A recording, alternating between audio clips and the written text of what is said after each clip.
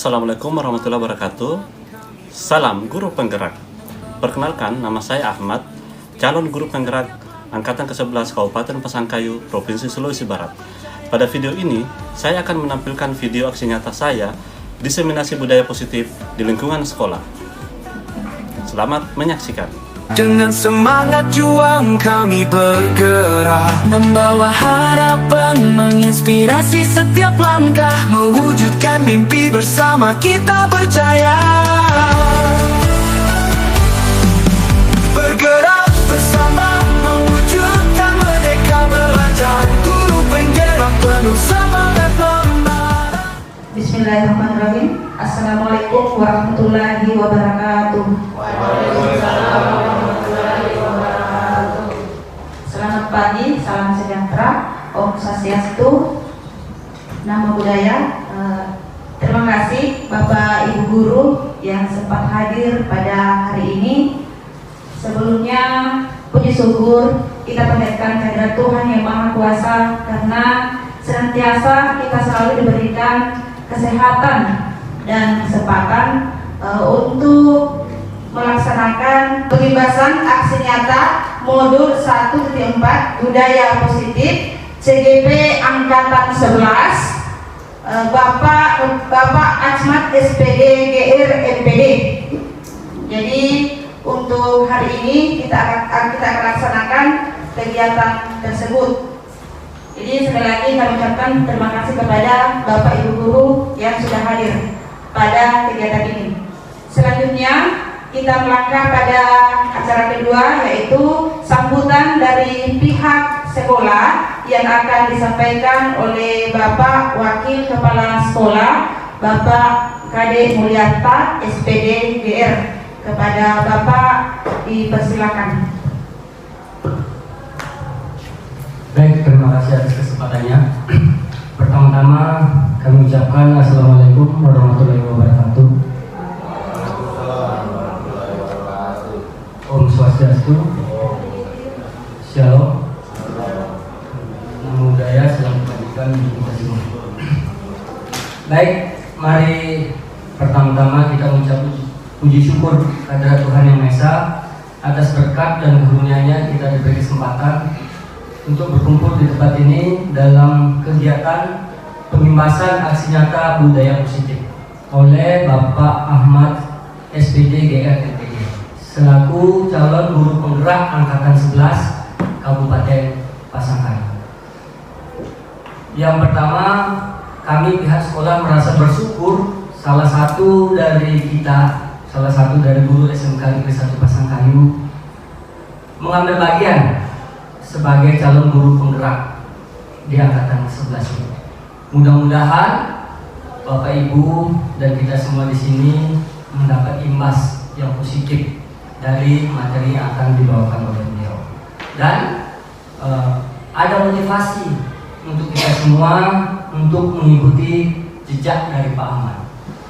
Dan kemudian kami juga berterima kasih Pak atas kesempatannya kepada kami, para guru, teman-teman guru SMK Negeri 1 Pasangkayu telah diberikan kesempatan untuk mengikuti materi yang akan Bapak paparkan pada hari ini. Dan saya berharap sekali lagi kepada Bapak Ibu yang sempat hadir pada hari ini, mari kita sama-sama gali budaya positif yang akan dibagikan oleh Bapak Achmad SPD GR. Untuk mempersingkat waktu, mungkin itu saja saya bisa sampaikan di kesempatan ini. Kurang dan lebihnya saya mohon maaf. Saya akhiri. Wassalamualaikum warahmatullahi wabarakatuh. Shalom. Om Santi Santi Santi Om. Namo Buddhaya. Salam kebajikan untuk kita semua.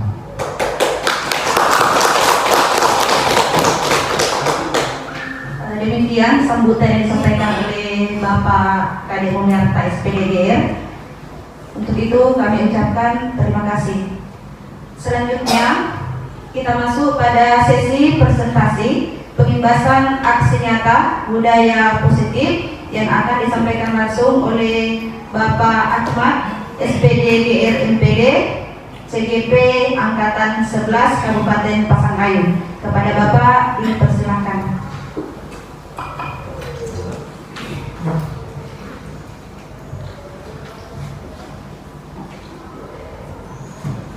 Baiklah, Assalamualaikum warahmatullahi wabarakatuh. Selamat pagi dan salam sejahtera untuk kita semua.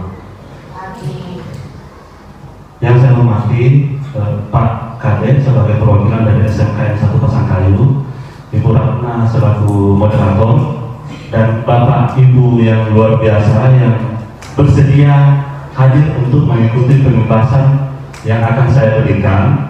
Saya ucapkan terima kasih.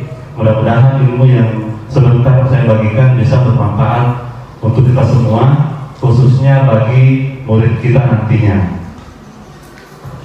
Yang pertama, perkenalkan, nama saya Ahmad, Sekda Angkatan 11 dari SMKN 1 Pasangkayu, Kabupaten Pasangkayu.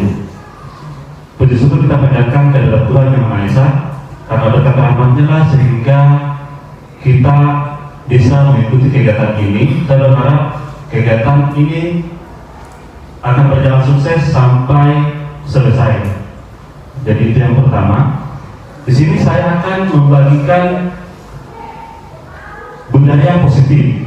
Jadi di sebuah sekolah kita sangat memerlukan yang namanya budaya positif, kebiasaan-kebiasaan positif yang akan kita tanamkan ke dalam peserta didik atau murid kita, Bapak Ibu. Jadi kita perlu melakukan penanaman budaya positif ke peserta didik yang nantinya akan dijadikan bekal untuk masa depan mereka. Nah, di sini terlihat ada 7 konsep inti budaya positif. Yang pertama, perubahan paradigma belajar, disiplin positif, motivasi perilaku manusia, kebutuhan dasar manusia, segitiga restitusi, keyakinan kelas, dan posisi kontrol restitusi. Bisa next mungkin kurang. Nah, jadi yang pertama yang perlu kita pahami dalam pembelajaran paradigma baru adalah pembelajaran paradigma baru merupakan pembelajaran yang berorientasi pada penguatan kompetensi dan pengembangan karakter murid demi pengembangan sesuai dengan dimensi profil pelajar Pancasila sebagai pusat dalam kegiatan pembelajaran. Jadi sebenarnya pada dasarnya inti dari semua proses pembelajaran itu berpusat pada murid. Kita mengharapkan bagaimana murid kita nantinya akan memiliki dimensi profil pelajar Pancasila. Itu merupakan salah satu pembelajaran paradigma baru. Melalui rancangan siklus yang berkesinambungan, pembelajaran paradigma baru memberi ruang yang lebih longgar pada pendidik dalam menyusun perencanaan serta merumuskan asesmen yang sesuai dengan kebutuhan peserta didik. Jadi pada pembelajaran paradigma baru, kita diminta atau dituntut untuk memberi ruang kepada pendidik untuk menyusun perencanaan. Jadi kalau dulu pada kurikulum 2013 Bapak Ibu, memang kita disiapkan silabus. Jadi kita hanya menyusun perangkat pembelajaran berdasarkan silabus. Pada kurikulum nasional yang berlaku saat ini melalui pembelajaran paradigma baru, guru diminta untuk membuat sendiri, menyusun sendiri perencanaan serta merumuskan penilaian atau asesmen yang sesuai dengan kebutuhan peserta didik. Jadi kebutuhan peserta didik itu seperti apa Bapak Ibu? Ya tentu saja sesuai dengan lingkungan di mana sekolah itu berada. Kemudian yang kedua, disiplin positif. Disiplin positif merupakan suatu pendekatan untuk menerapkan disiplin dari dalam diri anak. Disiplin dari dalam diri anak tanpa adanya bentuk hukuman atau hadiah. Nah, jadi ini perlu kita garis bawahi. Tanpa adanya bentuk hukuman atau hadiah.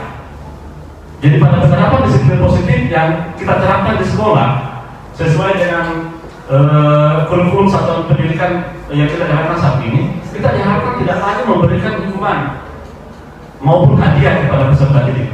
Karena ternyata pemberian hukuman dan pemberian hadiah itu membawa dampak yang kurang baik bagi peserta didik dalam hal penerapan disiplin positif terhadap diri mereka. Jadi pada dasarnya disiplin positif ini kita harapkan muncul dari dalam diri murid itu sendiri. Hukuman atau hadiah maupun fisik melainkan fokus pada motivasi dan refleksi terhadap kesalahan yang dilakukan. Motivasi dan refleksi, kita fokus pada motivasi dan refleksi dari kesalahan yang mereka lakukan. Pendekatan disiplin positif ini dapat mendorong murid untuk mampu berpikir, bertindak, dan mencipta dalam proses memerdekakan dirinya sehingga murid lebih mandiri dan bertanggung jawab. Jadi pada proses pendekatan disiplin positif, ini bisa dilihat bahwa kita fokus pada motivasi dan refleksi. Kita memberikan motivasi ke peserta didik bagaimana mereka memperbaiki dirinya, seperti itu.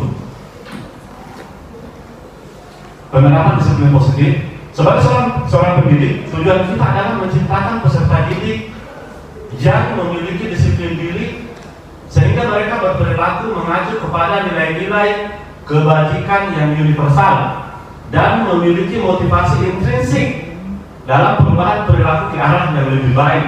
Ini bisa kita pahami bersama bahwa kita diminta untuk mengarahkan peserta didik untuk memahami nilai-nilai kebajikan secara universal. Nilai-nilai kebajikan itu seperti apa Bapak Ibu? Saling menghargai, tolong-menolong, saling menghormati, termasuk disiplin, bertanggung jawab. Jadi kita mengarahkan peserta didik untuk memahami nilai-nilai kebajikan yang berasal dari motivasi intrinsik. Jadi ada dua motivasi Bapak Ibu. Ada motivasi ekstrinsik, ada motivasi intrinsik. Jadi kalau dulu kita melihat bahwa siswa mengatakan, oh saya tidak boleh terlambat, saya nanti dihukum. Saya mungkin akan dihukum membersihkan WC misalnya. Itu mereka tidak lagi berpikir seperti itu. Ketika kita menerapkan disiplin positif, murid-murid akan berpikir bahwa, oh saya ini harus hadir ke sekolah tepat waktu, saya harus bertanggung jawab terhadap diri saya harus menghargai peraturan yang ada di sekolah. Jadi ini mungkin yang harus kita pahami bersama. Ini perubahan pola pikir murid yang akan kita bentuk dari ketakutan mereka terhadap hukuman maupun hadiah yang mereka harapkan ketika mereka melakukan sesuatu, kembali kepada diri mereka. Mereka sendiri yang meyakini bahwa saya tidak boleh terlambat. Ini akan berdampak negatif bagi diri saya sendiri ketika saya menjadi manusia yang tidak bertanggung jawab. Jadi harapan kita nantinya sebagai seorang guru, bagaimana menanamkan keyakinan kebaikan secara universal yang berasal dari motivasi intrinsik dalam perubahan perilaku ke arah yang lebih baik, seperti itu Bapak Ibu.